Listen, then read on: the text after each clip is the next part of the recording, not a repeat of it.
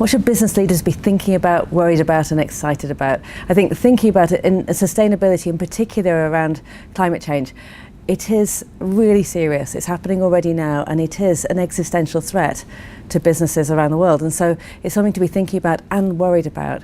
But it's also something to be excited about, paradoxically, because if we get this right, this really is the investment opportunity of the century. It needs to be at the heart of every business model and at the heart of every business. If you think about the Paris Agreement that happened in 2015, it was extraordinary. It was a miracle. 196 heads of state all agreeing unanimously on a plan to fight climate change. And you ask yourself, how could that happen? It was businesses who were there in Paris putting pressure on policymakers. It was oil and gas senior executives on the front row cheering and applauding when the gavel went down. That's how you know this story has changed. If your business model depends on producing the fossil fuels that are largely responsible for this issue, then you're going to have to change your business model. And that's what oil and gas companies are already looking at now.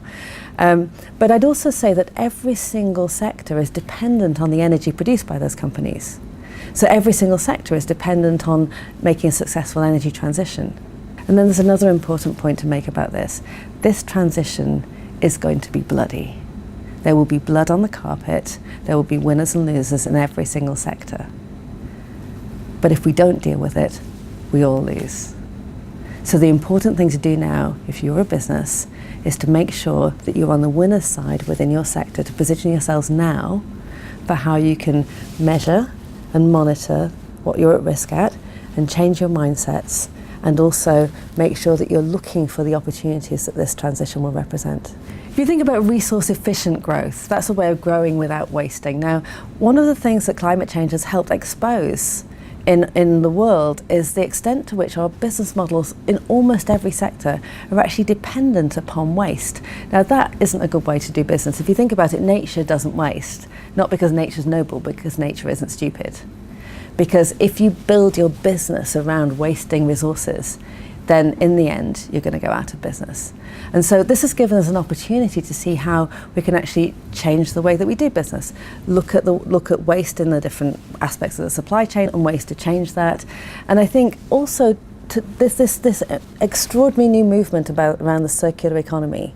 Starting at the beginning, thinking, when I'm designing a product, how can I design into it the possibility that it can continue in a circle, that you can reuse it, but also that you can reuse the components, that you're not just throwing them away. And that is a way to grow without wasting resources. And it's just smarter.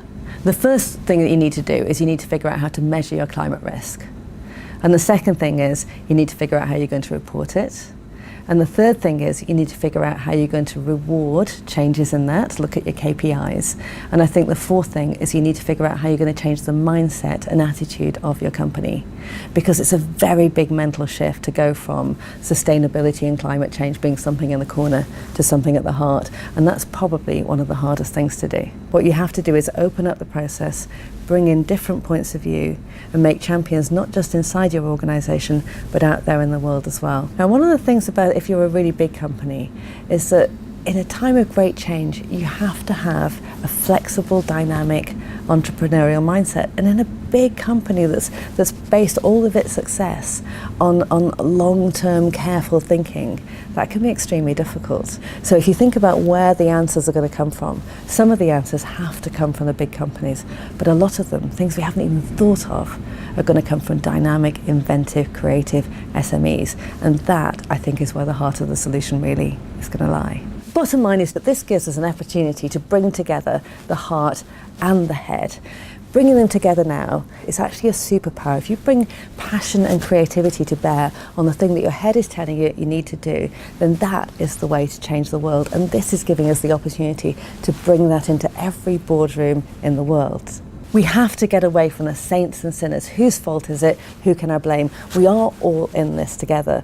And unless we have businesses across all sectors, investors, regulators, policymakers, NGOs, representatives from civil society, all putting their heads around the table and saying, how do we fix this? We won't get the right answer. But if we do make all those collaborations, if we do have all of those heads around the table, just think what else we can do with it.